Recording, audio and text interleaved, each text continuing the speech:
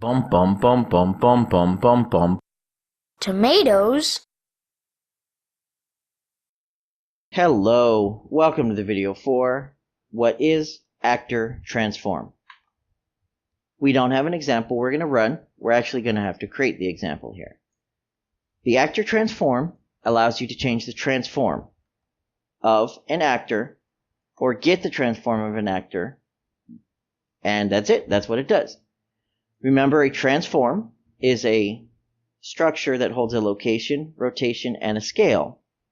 And remember, a location, rotation, and scale are actually just three floats individual. That's going to matter here in a second. So let's look at our set actor transform node. It's going to require a target of an actor. So if we type in just set actor transform without anything plugged in, it's not going to show up. It is context sensitive, and it's down here. It's going to be the same thing with our get actor transform. It's not going to show up unless we have an actor plugged in. So let's plug in a box that I'm creating, which is actually a few boxes, for example. If we compile, we're going to get an error. We need a transform. Transforms, of course, are nothing because there's no valid values inside of a transform when it's created empty. If we split it, we're going to get the default values, which are, of course, our location, rotation, and scale. And these have default values, 0, 0, and 1. So if we were to compile now, it's going to go ahead and work. I'm going to go ahead and use these values just like this so we can show how it works. Sweep and teleport we will cover at the end of the video. Let me hook up a scale. Well, of course, we're going to have an issue because this is a vector and these are floats. So I can split the scale, and now I have three valid scales I can play with. Let's go ahead and run this, and we're going to get a couple errors. Notice where it starts at. These are my actor.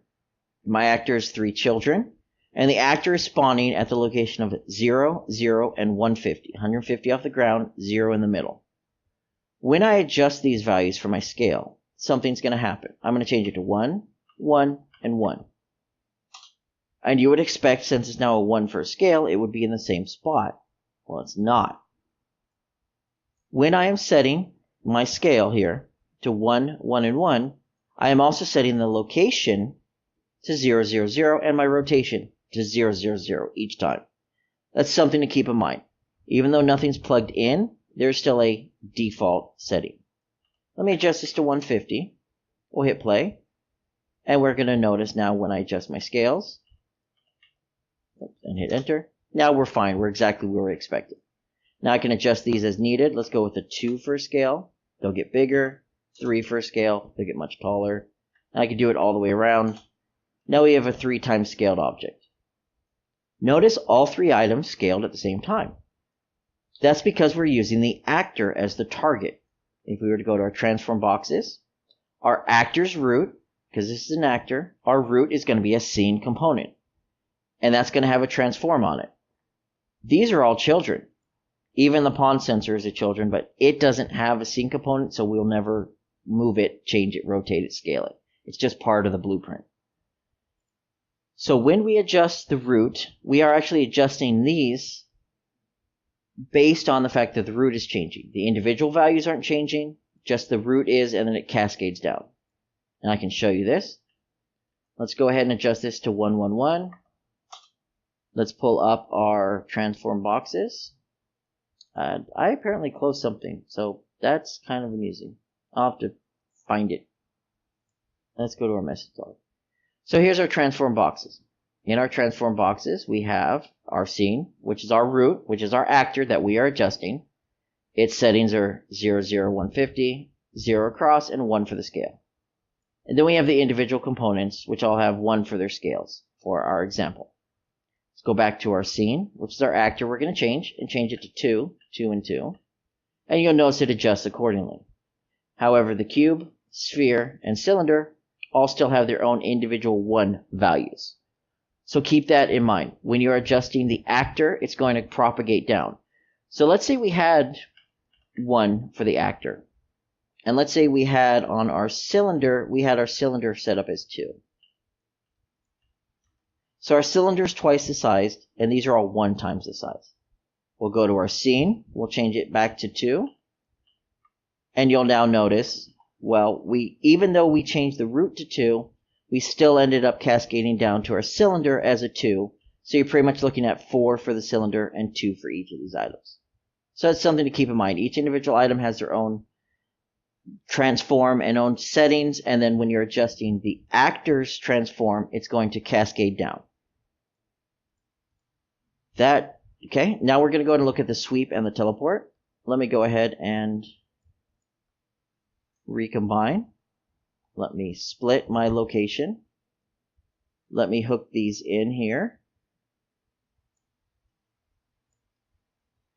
And for our example, what we're going to do is we're going to cover what sweep does. We're now going to adjust the location of this object. And one thing I might want to do, let me change my transform back to 1, or else my scale, my transform scale, my scale is going to be off and we're going to have a very tiny object we can't see. Let's run this. And let's go ahead and adjust our location here. And you'll notice I'm adjusting it on the Y. And it's going through this wall. And the wall should be stopping it, but it's not. It's not stopping it because we're not saying, check to see if there's a problem. We're not saying, are you overlapping anything? Should you be triggering anything? Should you be stopping and getting blocked? We're simply saying, go from here to there. That's what our sweep option is for. We'll check sweep. We'll go ahead and hit play again. And we'll try moving. And, well, you'll notice it's going to continue moving. There's a reason for that. The reason it keeps moving is because we are moving the actor. We are moving the root of this object. And whenever you move the root of an object, the sweep right here, you'll notice it says only the root component is swept and checked for blocking collision. Child components move without sweeping. If collision is off, this has no effect. We'll go back to our transform. We'll go to our scene and look at here. We have no collision. Well, technically we have collision, but we don't have anything that can collide. We just have a scene component with no collision on it. My individual items have collision. They're set to block all. And if we were moving them individually with like a scene, the world transform, we would collide. But since we're doing the actor transform, we're moving the entire thing at once. It's only checking against the scene, and therefore it's going to fail the collision. So that's something to keep in mind. When you're using an actor transform and you need it to collide, make sure your root object has a collision volume attached to it or on it, or it has part of it.